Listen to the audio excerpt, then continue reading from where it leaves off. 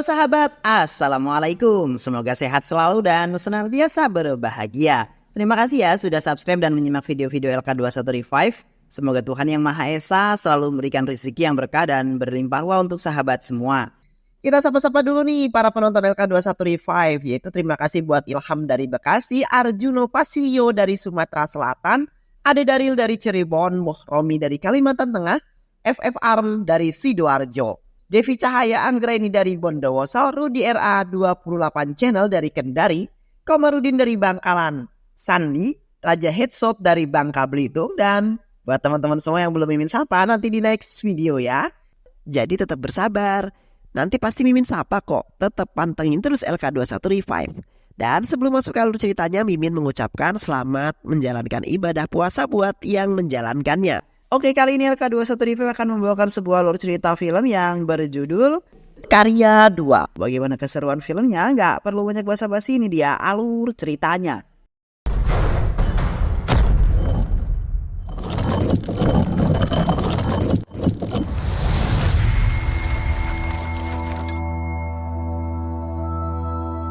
Film diawali dengan sekelompok polisi yang akan melakukan operasi penangkapan pada sebuah geng. Seorang polisi yang kita sebut saja sebagai Inspektur Ahmad sedang berbincang dengan seorang pria. Namun tiba-tiba cerita malah kembali pada beberapa waktu silam. Pada suatu malam di tengah jalan yang sepi, seorang gadis sedang menunggu bajai untuk pulang ke rumahnya. Namun bukannya bajai yang datang, dirinya malah didatangi oleh sebuah mobil jeep yang berisi sekelompok pria.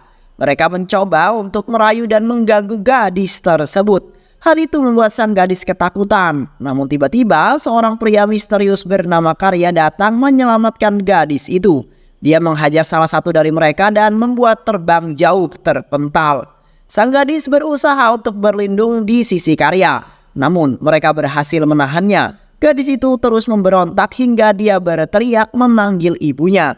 Karya yang mendengar kata ibu mendadak terdiam. Kaku, bisu seperti halnya seorang patung. Namun Karya kembali sadar ketika cipratan air mengenai dirinya. Karya lalu mencari keberadaan gadis itu. Tak lama kemudian dia berhasil menemukannya. Karya datang menghampiri dan langsung menghajar mereka semua hingga babak belur.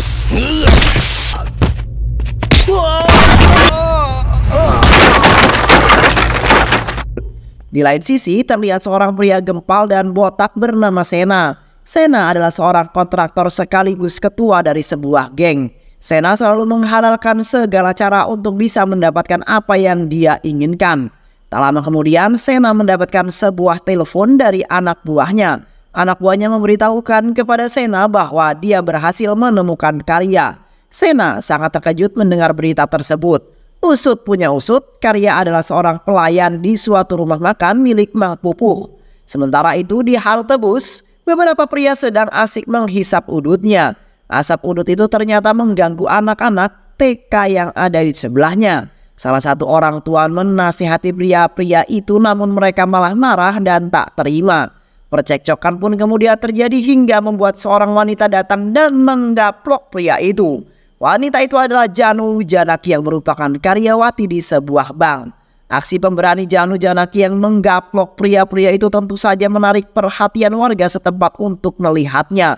Termasuk juga dengan Karya. Karya tampak mulai tertarik dengan si Janu. Dia mulai mengikuti kemanapun Janu pergi. Namun ketika Janu melihat Karya yang sedang mengikutinya, Janu malah lari ketakutan dan pulang ke rumahnya.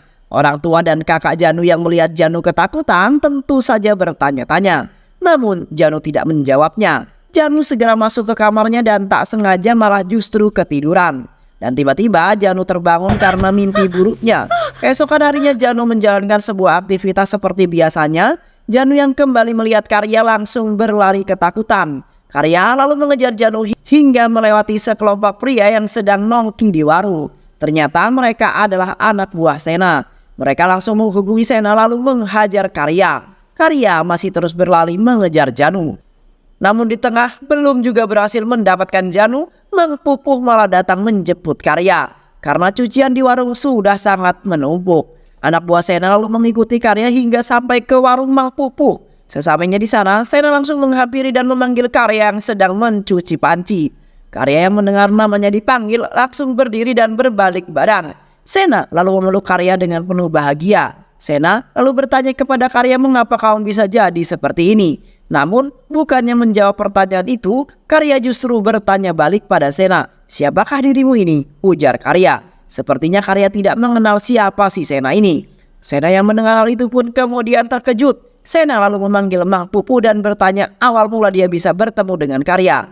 Mang Pupu lalu menjelaskan bahwa pada suatu malam Karya datang ke warungnya dan memesan makanan 3 piring nasi biryani. Aku lalu menagih biaya makanannya. Namun karena Karya tak memiliki uang, aku minta untuk mencuci piring. Lama-kelamaan aku mulai memperkerjakannya sebagai seorang pelayan di warung ini, ujar Mang Pupu. Setelah mendengar kisah itu, Sena meminta agar Mang Pupu menyerahkan Karya kepada dirinya. Sena mengaku seolah-olah Karya adalah saudaranya sendiri. Sena lalu membawa Karya ke rumah sakit untuk diperiksa. Setelah selesai melakukan pemeriksaan, kini dokter menjelaskan kepada Sena bahwa Karya bisa dalam kondisi seperti ini lantaran luka yang dialami di kepalanya. Dokter juga menceritakan bahwa dulu Karya memang dibawa ke sini oleh beberapa buruh bangunan. Karya mengalami cedera parah di kepalanya. Hal itu mengakibatkan Karya menjadi seperti anak kecil dan dia akan bertindak aneh seperti patung ketika mendengar kata ibu. Ketika Karya sedang mematung, maka seseorang harus menepuknya agar Karya kembali sadar seperti sebelumnya. Kini kisah Sena dan Karya mulai diceritakan. Apa hubungannya antara Sena dengan Karya? Dulu, Sena adalah seorang preman kampung yang ditakuti oleh banyak orang.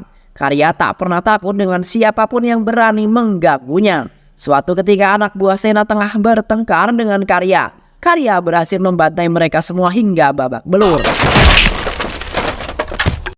Sena yang mengetahui tentang kebrutalan Karya kemudian mengajak Karya untuk bergabung dengan kelompoknya. Hadirnya Karya banyak memberikan manfaat bagi Sena. Hadirnya Karya membuat pekerjaan Sena yang aslinya sulit kini dapat diselesaikan dengan sangat mudah.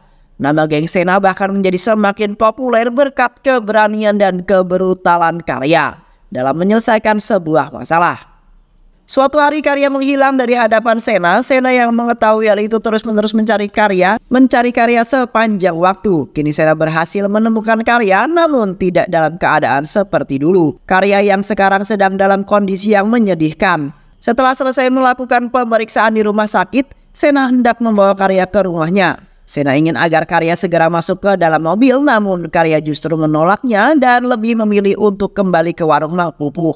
Anak buah Sena yang melihat hal itu ingin memaksa Karya untuk masuk ke dalam mobil, namun Sena menghentikannya. Sena ingin agar anak buahnya terus mengikuti dan mengawasi Karya dari kejauhan. Tak lama kemudian Karya telah sampai di warung Mang Pupu. Bukannya disambut dengan senyuman, Mang Pupu justru menyambut Karya dengan rasa kesal dan segera mengusir Karya dari warungnya. Mang Pupu yakin bahwa kehadiran Karya di warungnya pasti akan membawa sebuah masalah. Dan Mang Pupu tak ingin masalah itu menimpa dirinya. Namun bukannya pergi dari sana, Karya justru bersikuku dan berdiri di sana hingga larut malam. Mang Pupu tak tega melihat Karya, kemudian kembali menemui Karya dan menawarkannya sepiring makanan. Dengan syarat bahwa kali ini Karya harus makan dan tidur di luar sambil menjaga warungnya. Karya dengan senang hati menuruti perkataan Mang Pupu. Saat Karya sedang asik menikmati makanan Mang Pupu, tiba-tiba seorang datang dan menggebuk kepala Karya hingga jatuh tersungkur. Anak buah Sena yang ditugaskan untuk mengawasi Karya lalu berlari dan segera membawa Karya ke rumah sakit. Di rumah sakit, dokter mengatakan kepada Sena bahwa Karya saat ini tengah pingsan. Lantaran gebukan itu mengakibatkan Karya harus kehilangan banyak darah. Sena panik mendengar hal itu. Tiba-tiba salah satu anak buah Sena datang dan membawa seorang laki-laki yang bernama Darsan. Darsan yang melihat kondisi Karya kemudian menangis sedih dan terharu. Ternyata Darsan juga telah kehilangan Karya sejak lama. Anak buah Sena lalu menjelaskan kepada Sena bahwa Darsan adalah tetangga sekaligus teman dekat Karya. Dia pasti tahu sesuatu kenapa Karya bisa jadi seperti ini. Sena lalu menginterogasi Darsan bersama seorang temannya. Darsan mengatakan bahwa ia tak mengetahui apapun karena dia juga sudah lama kehilangan Karya. Darsan terakhir kali melihat Karya saat sedang ngojok bersama kekasihnya yang bernama Janu. Usut punya usut, ternyata Janu adalah seorang gadis yang baru saja tinggal di kampungnya Karya. Janu mengetahui bahwa Karya adalah seorang preman yang disegani di kampung itu, namun entah mengapa Janu justru mendekati Karya. Suatu hari Karya yang sedang berduaan dengan Janu meminta pada Janu agar merayunya lagi seperti anak kecil. Janu lalu menuruti kemauan Karya dan merayu Karya seperti anak kecil. Rayon itu membuat Karya menangis mengingat kenangan bersama sang ibu tercinta. Karya menjelaskan bahwa ibunya dulu sangat menyayangi Karya hingga pada suatu hari ibunya meninggal. Hanya cincin inilah yang menjadi sebuah kenangan bagi Karya untuk terus mengingat sang ibu tercinta. Janu yang penasaran dengan cincin itu kemudian meminta Karya untuk memasangkannya ke jari Janu. Karya menuruti kemauan Janu, namun naas cincin itu tak bisa ditarik keluar saat Janu hendak mengembalikannya. Karya meminta agar Janu tidak melepas cincin itu karena di mata Karya Janu sudah dianggap seperti ibunya sendiri. Cerita kini kembali saat dimana Sena menginterogasi Darsan. Darsan menjelaskan kepada Sena bahwa semenjak Karya berpacaran dengan Janu, kami sudah sangat jarang sekali bertemu. Sena lalu meminta kepada anak buahnya untuk mencari keberadaan Janu, pacar Karya. Ternyata di lain sisi Janu kini sedang berada di rumah sakit menyamar sebagai seorang dokter. Janu lalu terbayang momen-momen saat Karya mulai hilang ingatan. Pada waktu itu Janu sedang panik menghubungi Karya untuk segera menyelamatkannya. Janu menjelaskan bahwa saat ini ia sedang ada di dalam sebuah proyek. Singkat cerita, Karya berhasil menemukan Janu yang sedang tertidur di meja atas bangunan. Karya berlari menghampiri Janu dan ternyata Janu malah mengeprank Karya. Karya yang merasa khawatir langsung menampar Janu dengan kencang, namun setelah itu dia langsung meminta maaf kepada Janu. Karya tak ingin Janu kenapa-napa. Karya menyatakan kepada Janu bahwa dirimu itu lebih penting daripada hidupku sendiri. Janu yang mendengar hal itu lalu memeluk Karya sambil meminta maaf. Janu lalu bertanya kepada Karya, apakah benar diriku ini lebih penting daripada hidupmu? Semua itu pasti berubah saat kita menikah nanti. Karya lalu membantah hal tersebut. Karya membuktikan cintanya dengan berlari melompat dari atas gedung itu. Janu melihat itu, kemudian panik mencari keberadaan Karya sambil meneriaki namanya. Di tengah kekhawatiran itu, Karya lalu muncul sambil mengejutkan Janu. Karya merasa puas karena bisa ngeprank balik si Janu. Kini Janu merasakan apa yang Karya rasakan. Bagaimana rasa khawatir itu datang ketika Karya kehilangan Janu, orang yang paling disayanginya. Namun secara tiba-tiba Janu malah mendorong Karya dari atas gedung itu. Karya terjatuh dan terjun bebas menghantam tanah. Mak didugo, mak disangko. Ternyata kedekatan dan kasih sayang yang Janu berikan selama ini semata-mata hanya untuk menghabisi Karya. Dia ingin membalaskan kematian ayahnya dan kakak iparnya kepada Karya. Dahulu kala Janu hidup bahagia bersama sang keluarga tercinta. Janu sayang menyayangi ayahnya yang bernama Chandrasekhar. Begitu pula ayahnya yang sangat menyayangi Janu. Hingga pada suatu hari saat keluarga Janu sedang menggelar acara kehamilan 7 bulan kakaknya, Sekar dihubungi oleh Sena. Ternyata Sekar memiliki hutang kepada Sena dan Sena menagih Sekar untuk bisa segera melunasi hutangnya. Namun Sekar berbohong kepada Sena. Ia meminta tambahan waktu karena saat ini tidak memiliki uang untuk membayar hutang. Sena lalu memarahi Sekar karena Sekar telah berani membohonginya. Sena tahu bahwa saat ini Sekar tengah mengadakan sebuah pesta. Tak lama kemudian Janu datang menghampiri Sekar untuk meminjam HP-nya. Sekar memberikan HP itu dengan syarat Janu tidak boleh mengangkat telepon jika ada yang menelponnya. Dan benar saja sebuah telepon masuk di HP Sekar, namun Janu yang bandel malah mengangkatnya. Sena yang mengira itu adalah Sekar terus-menerus memarahinya untuk segera membayar hutang. Namun Janu yang tak terima ayahnya dimarahi malah balik memarahi Sena. Sekar kemudian datang dan memarahi Janu. Kini akibat dari ulah Janu, Sena pasti tak akan diam begitu saja setelah dihina oleh Janu. Dan masalah baru pasti akan segera muncul, ujar Sekar.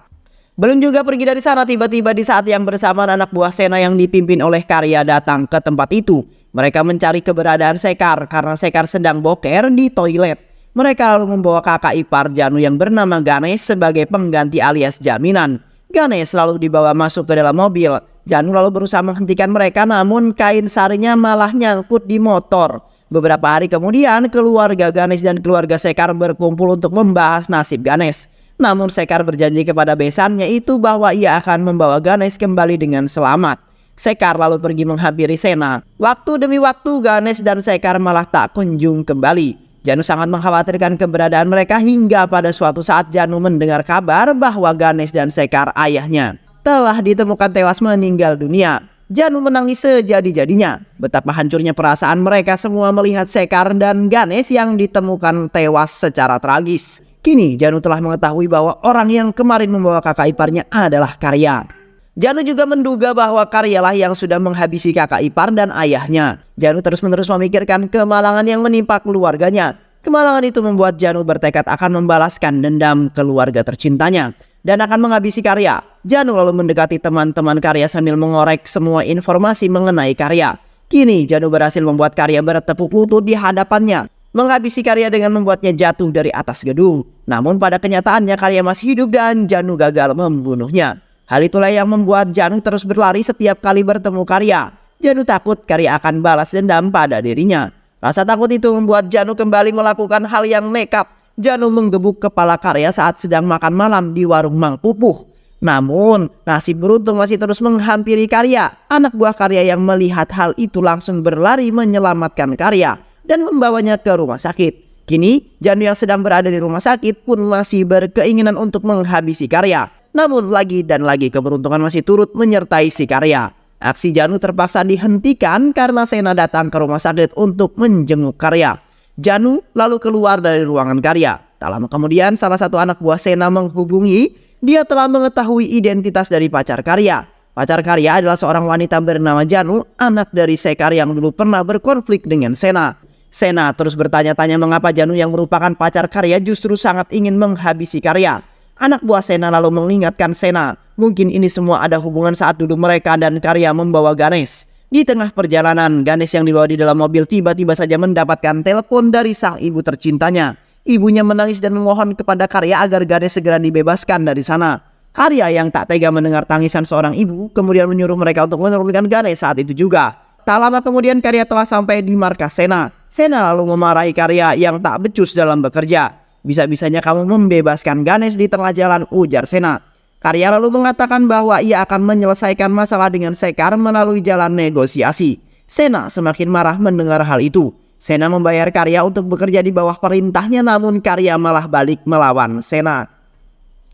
Karya menjelaskan bahwa kamu memang membayarku, tapi aku akan menyelesaikan setiap masalah dengan caraku sendiri. Karya lalu pergi dari sana dan Sena memutuskan untuk tidak melibatkan Karya lagi di dalam masalah Sekar. Beberapa waktu kemudian Sena menelpon Sekar dan meminta untuk ketemuan di dalam sebuah gedung. Sekar datang bersama Ganesh. Sena lalu meminta Sekar untuk segera melunasi hutangnya dengan menukarkan properti miliknya. Ganesh selalu menolak hal tersebut lantaran nilai yang ada di sana tak sebanding.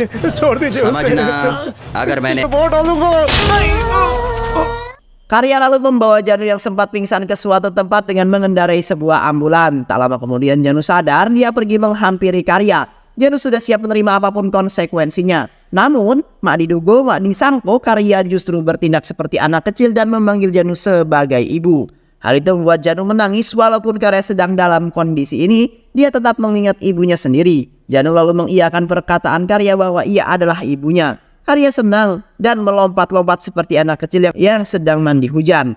Sementara itu di tempat lain, Sena sedang berhadapan dengan seorang yang ternyata adalah seorang menteri. Menteri meminta Sena agar Sena segera mengembalikan uang yang dititipkan kepadanya. Menteri juga mengancam akan segera menghabisi Sena jika ia tak kunjung mengembalikan uangnya. Usut punya usut, alasan mengapa Sena selalu berada di sisi Karya adalah karena uang menteri tersebut berada di tangan Karya. Sena lalu menceritakan kepada anak buahnya bahwa dulu pemerintah India membuat kebijakan untuk menghapus mata uang dengan nilai 500 dan 100 yang lama. Pemerintah memberikan tenggat waktu 1 minggu bagi para warganya untuk segera menukarkan uang yang lama dengan yang baru di bank. Sementara itu Pak Menteri memiliki banyak uang tersebut di rumahnya. Pak Menteri tak berani menukarkan uang itu ke bank karena uang itu adalah uang haram hasil korupsi.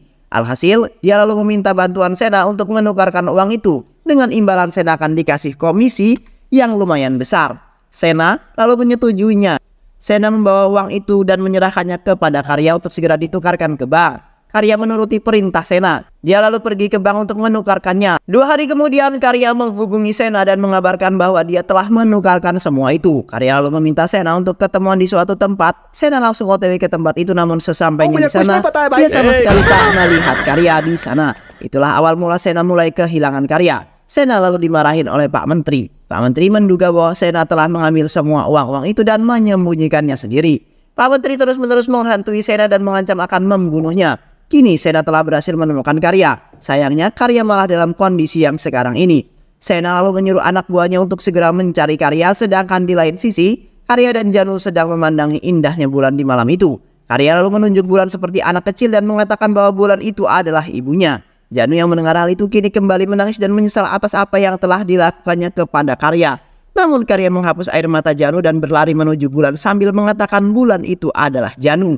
Tak lama kemudian anak buah Sena datang berhasil menculik Janu. Mereka membawa Janu ke suatu tempat. Karya terus mengejar mereka sekuat tenaga. Sesampainya di sana, Sena sudah menunggu kehadiran Karya.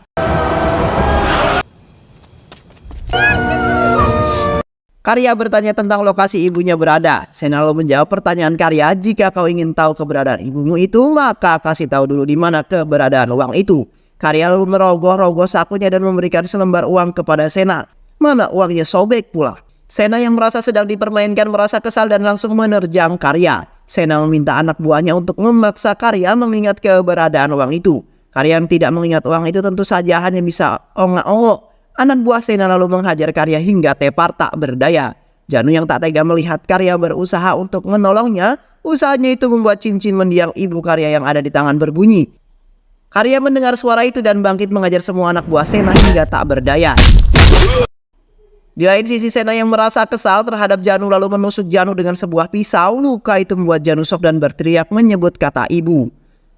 Karya yang mendengar kata-kata itu mendadak langsung menjadi patung. Sena lalu melepaskan cincin yang ada di tangan Janu dan melemparnya kepada Karya. Karya yang mendapat sentuhan dari cincin itu kini kembali normal dan sudah bisa bergerak. Karya lalu berlari menghampiri Janu untuk memastikan keadaannya. Karya lalu mengejar Sena untuk membalas perbuatannya. Karya berhasil memukul Sena hingga jatuh tersungkur. Karya lalu memukul perut Sena yang buncit itu hingga menjadi kempes.